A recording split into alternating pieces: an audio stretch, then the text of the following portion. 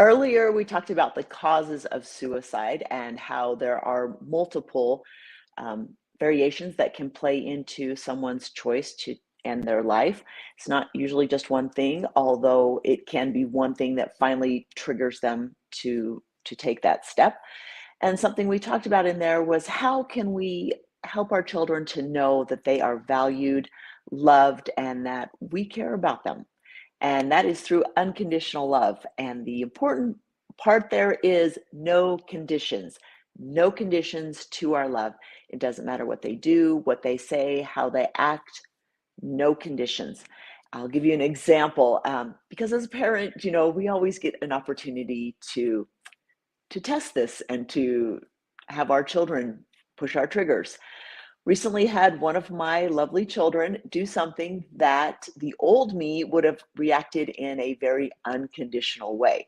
And I actually had some thoughts run through my head. One of those was, okay, this child has done XYZ.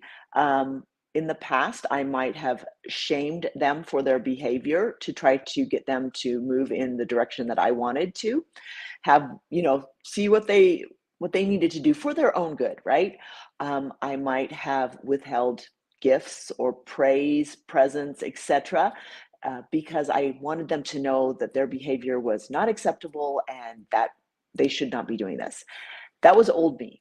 New me was, it doesn't matter. I'm going to continue to treat this person, this child, before like they didn't make that choice. It doesn't matter. I love them regardless of what they choose to do, and they're going to need to figure out life and maybe some of those hard consequences of making certain decisions. And so it is so wonderful when you're at peace knowing that I'm not in charge of this child.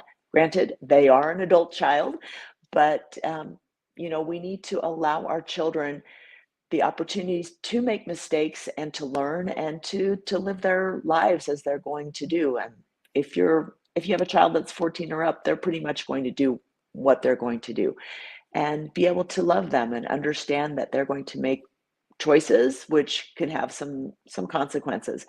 And so understand this unconditional love. And what does that mean? It could mean that one of your children come to you at some point and say, Mom, Dad, I'm gay. How are you going to handle that? Or Mom, Dad, I got my girlfriend pregnant, or I am pregnant.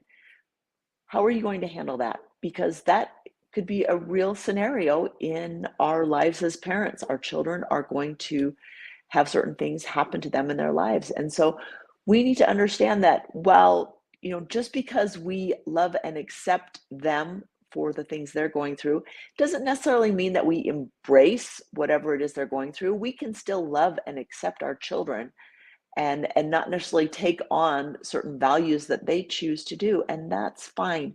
Our job as a parent is to love them, support them, and to be their advocate, not to be their judge or to condemn them or to try to shame them. That was the old parenting way, and it just doesn't work. So these are things I'd encourage you to consider well before you have the opportunity to get that one-on-one time with your child and they bring something up that you might not necessarily agree with, but why are you there? What is your role as a parent? It is not to shame, it is to love and support.